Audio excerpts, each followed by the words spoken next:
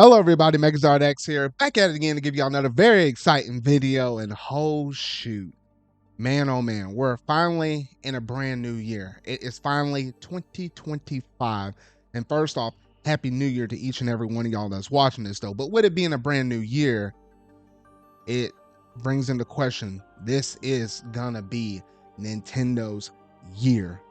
Because if you don't happen to see it just quite off in the horizon just yet, there's like a little beacon of a ray of sunshine, just a little glimmer that's over just the distant horizon over there. And yes, I'm referring to the Nintendo Switch 2 reveal, because we know, based on the information we got last year, Furukawa came out in a statement and said, hey look, within this upcoming fiscal year, we'll fully reveal what the Switch 2 is, everything it's going to be able to do, at least to the hopes and desire and wishes of what we got in that October 2016 trailer when the NX was first revealed, when we only knew it as a code name. And we're in the middle of January right now, just barely starting off the year, like barely a week and some change into this year. And we do know the clock is ticking. We only have up until March 31st where they're going to fully showcase off this trailer. So while we're just waiting on that trailer just to kind of fully reveal the thing, or a showcase, or wherever the way Nintendo wants to kind of handle it, I figured in today's video, let's go ahead and start this year off during the calm before the storm, and just kind of give my overall thoughts on the Switch 2, what I would like to see out of the system, all the desires, what I feel like Nintendo needs to do in order to have the Switch 2 be just as successful as the Nintendo Switch, and everything else in between those. So I figured I might as well get ahead of this before whenever this announcement is coming at some point though. So we might as well go ahead and jump up in it though. But if you hadn't already done so, make sure you're going to hit that like button, go ahead and hit that subscribe button and that bell to stay up to date on all things video game related I feel like talking about and discussing. But without any further ado, let's go ahead and jump straight up into this video.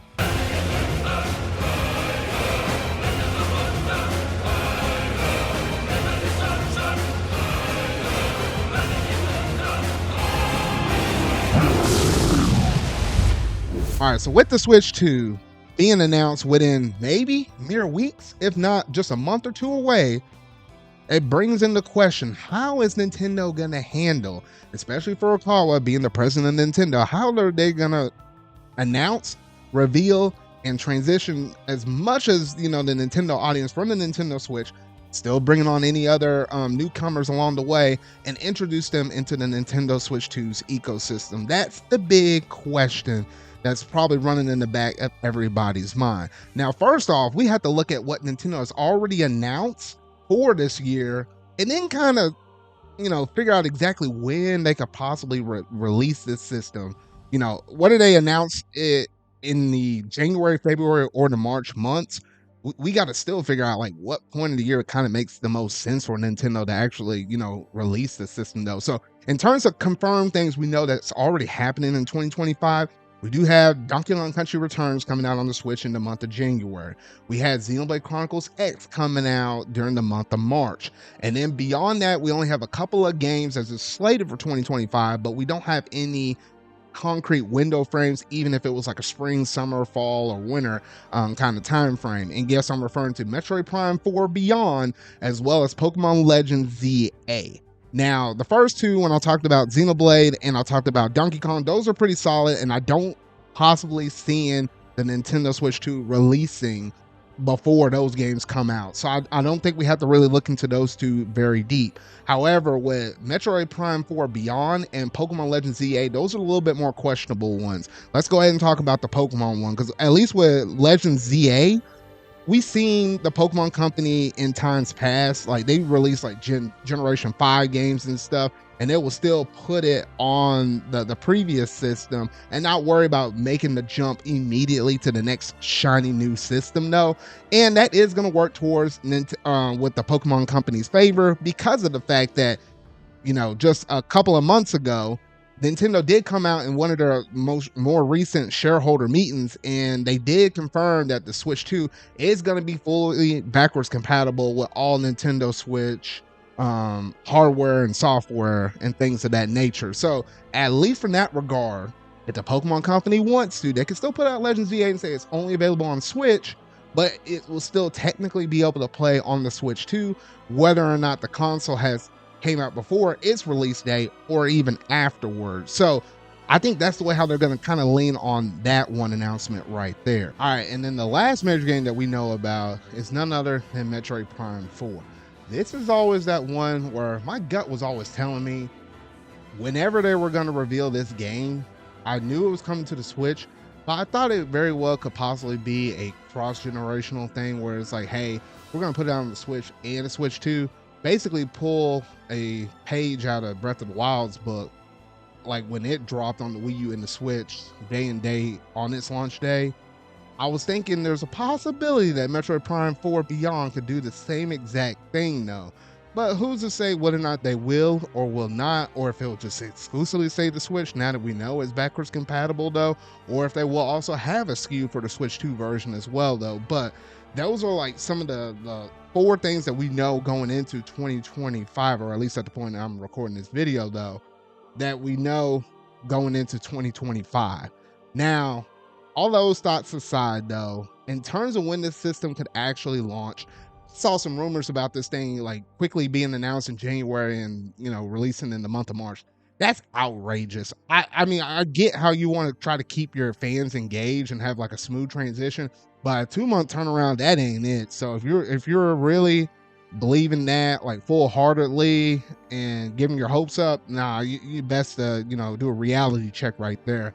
I say at the earliest will be May to September. I think between the months of May and September is probably the window frame of when that Switch 2 will likely drop. Part of me says it's probably going to be September, kind of closer to the holiday season, but just get a little bit ahead of it though. But another part of me says there's a chance that they could put it out in May. So who's to say really? But I would say, the closer that they wait till the month of March, the more likely the September window opens up. But if they get ahead of it early February, late January, then that can lean closer to a May release date. It kind of just all depends on that. At least that's what my gut is overall telling me though.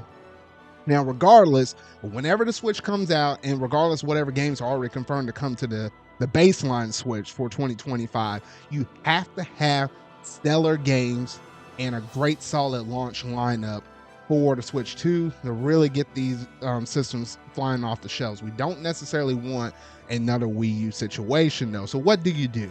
A couple of games come to mind that has to be ready, I would say, within the first 3 to 4 months of the system actually dropping. One of those games has to be Mario Kart. Whether or not they call this thing Mario Kart 10 or 9, because I guess technically 9 was Mario Kart Tour, but the next new Mario Kart. Look, we've been playing Mario Kart 8 since the Wii U. It's been almost over a decade. Hey, Mario Kart 8 and was it Grand Theft Auto 5 have been running on some similar wavelengths, and it's crazy to think how both those games could be getting new entries for their series in the year of 2025, assuming that nothing gets delayed or something gets moved out of this window though. But hey, if you're talking about pushing the Nintendo Switch online service, which you still want to have people, resubscribing to that, because now you're going to have that service being available for Switch and Switch 2, that's definitely going to be a game that you want to rely really heavily and a little bit more extensively on, because a game like a Splatoon, I don't see us getting a Splatoon 4 anytime soon, considering how we just wrapped up the development and stuff and all of the DLC and the updates and stuff for Splatoon 3 last year for its 2-year anniversary with like the Grand Festival and all of that. I still say it's going to be another couple or a few years before they'll even have a Splatoon 4 ready though. So hey, you got to have some big major online game, and Mario Kart would definitely do it. I know they've been sitting on that mess for a hot minute though. The other one I'm fully expecting is the next major 3D Mario, because remind you, the last one we had was Bowser's Fury, and then obviously before that, you think about 2017, Mario Odyssey was great, and that roughly came about 5 or 6 months after the release of the Switch that dropped out in the month of March. So I'm thinking fully well you're going to have some big major AAAs. This is more so about how does Nintendo go about spreading this out though. So if you had, I would almost dare say, I feel like they could probably pull off That'd be wild to have Mario Kart on day one though. But let's just say if it's only Metroid Prime 4 and some other smaller thing, and then the very next month later, then you have your Mario Kart, and then by the time the holiday time comes, October or November-ish or whatever, then you have your next 3D Mario. Hey, that's going to be a pretty strong lineup within the first few months of the console dropping. So you definitely have to have games going out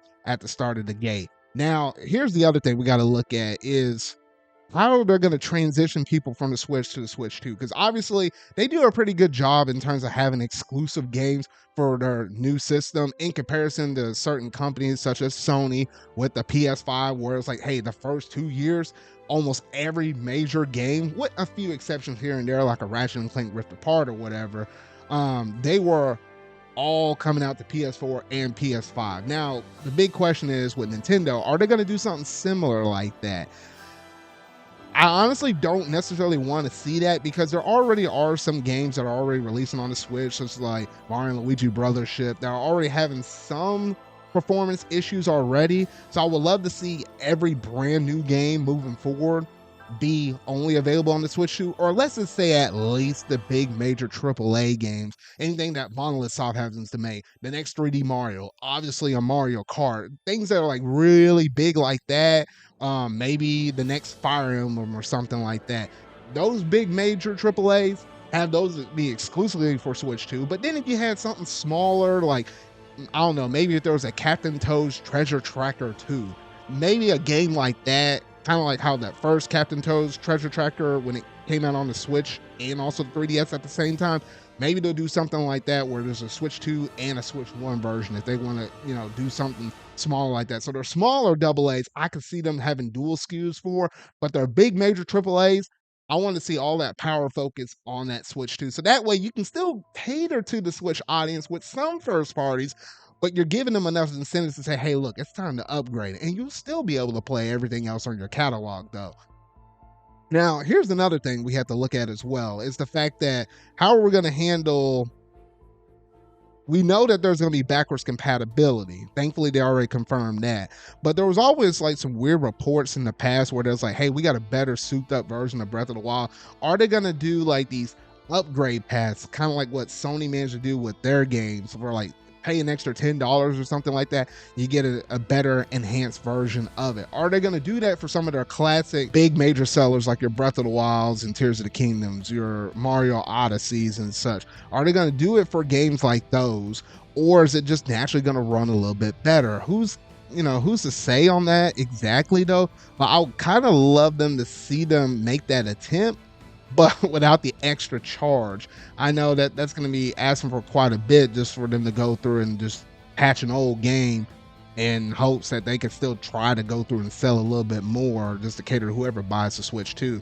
Hey, at least that's the fan in me, because I would love to see certain games, especially for, oh my goodness gracious, there's some games that really honestly could afford that performance boost. Like one of them that I would definitely go out and test if they manage to do something similar to this would be like Hyrule Warriors Age of Calamity, because oh my gosh, that game was dropping frames quite a bit in certain segments of the game though. So I would love to see, little bits of improvements, at least in that regard.